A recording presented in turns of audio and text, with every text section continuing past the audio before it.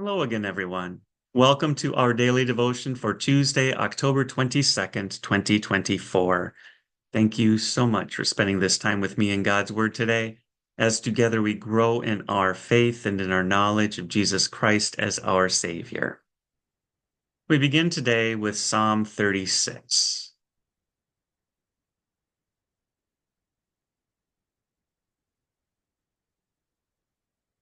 Psalm 36, for the choir director, of David, the Lord's servant. An oracle within my heart concerning the transgression of the wicked person. Dread of God has no effect on him. For with his flattering opinion of himself, he does not discover and hate his iniquity. The words from his mouth are malicious and deceptive. He has stopped acting wisely and doing good. Even on his bed, he makes malicious plans. He sets himself on a path that is not good, and he does not reject evil. Lord, your faithful love reaches to heaven, your faithfulness to the clouds. Your righteousness is like the highest mountains, your judgments like the deepest sea. Lord, you preserve people and animals. How priceless your faithful love is, God. People take refuge in the shadow of your wings. They are filled from the abundance of your house. You let them drink from your refreshing stream. For the wellspring of life is with you. By means of your light, we see light. Spread your faithful love over those who know you, and your righteousness over the upright in heart. Don't let the foot of the arrogant come near me, or the hand of the wicked drive me away. There, evildoers have fallen. They have been thrown down and cannot rise. We continue reading from the book of Deuteronomy today, as Moses gives the people various regulations that will come into play during different situations that may come up during the life of the nation.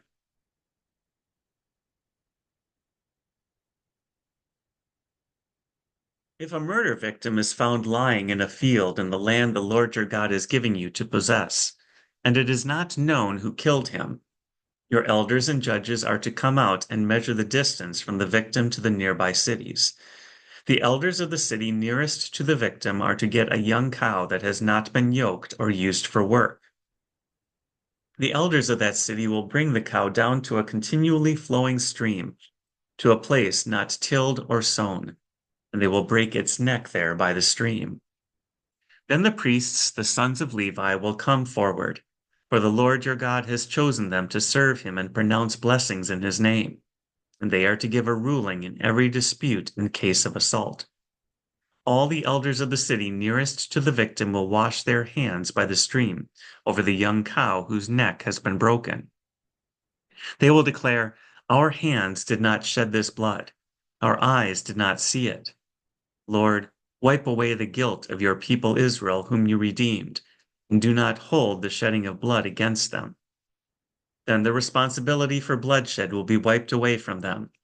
You must purge from yourselves the guilt of shedding innocent blood, for you will be doing what is right in the Lord's sight.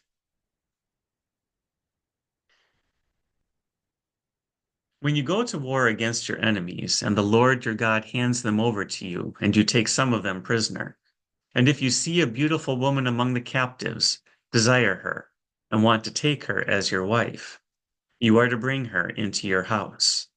She is to shave her head, trim her nails, remove the clothes she was wearing when she was taken prisoner, live in your house, and mourn for her father and mother a full month. After that, you may have sexual relations with her and be her husband, and she will be your wife. Then, if you are not satisfied with her, you are to let her go where she wants, but you must not sell her or treat her as merchandise, because you have humiliated her. If a man has two wives, one loved and the other neglected, both of the loved and the neglected bear and both the loved and the neglected bear him sons. And if the neglected wife has the firstborn son, when that man gives what he has to his sons as an inheritance, he is not to show favoritism to the son of the loved wife as his firstborn, over the firstborn of the neglected wife. He must acknowledge the firstborn, the son of the neglected wife, by giving him 2 shares of his estate, for he is the first fruits of his virility. He has the rights of the firstborn. If a man has a stubborn and rebellious son who does not obey his father or mother and doesn't listen to them even after they discipline him, his father and mother are to take hold of him and bring him to the elders of his city, to the gate of his hometown. They will say to the elders of his city, "This son of ours is stubborn and rebellious. He doesn't obey us. He's a glutton and a drunkard." Then all the men of his city will stone him to death. You must purge the evil from you, and all Israel will hear and be afraid. If anyone is found guilty of an offense deserving the death penalty and is executed, and you hang his body on a tree, you are not to leave his corpse on the tree overnight, but are to bury him that day. For anyone hung on a tree is under God's curse. You must not defile the land the Lord your God is giving you as an inheritance. We've seen before that the Pharisees and the Sadducees often challenged Jesus, asking him for a sign to back up his authority and what he was teaching. They're going to ask him for a sign again today, and Jesus is not going to give them any sign other than the one he already has, the sign of Jonah, which points to his death and his resurrection.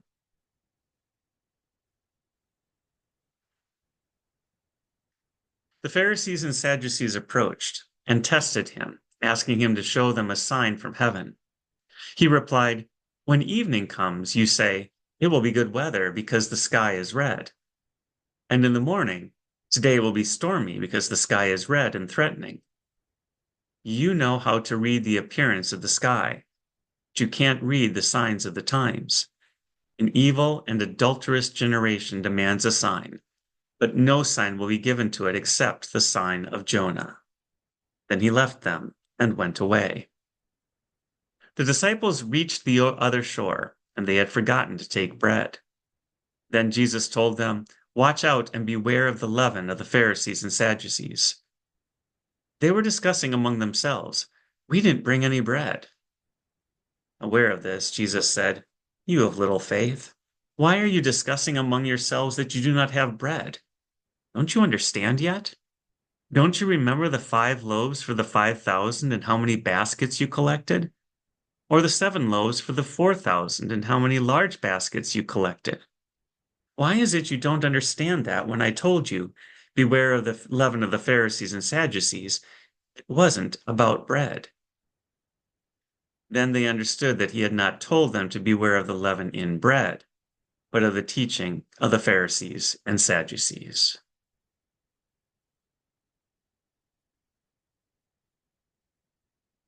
Now the Lord bless you and keep you. The Lord make his face shine on you and be gracious to you. The Lord look upon you with his favor and give you peace. Amen. Thank you so much for spending this time with me in God's Word today. May the Lord richly bless your day.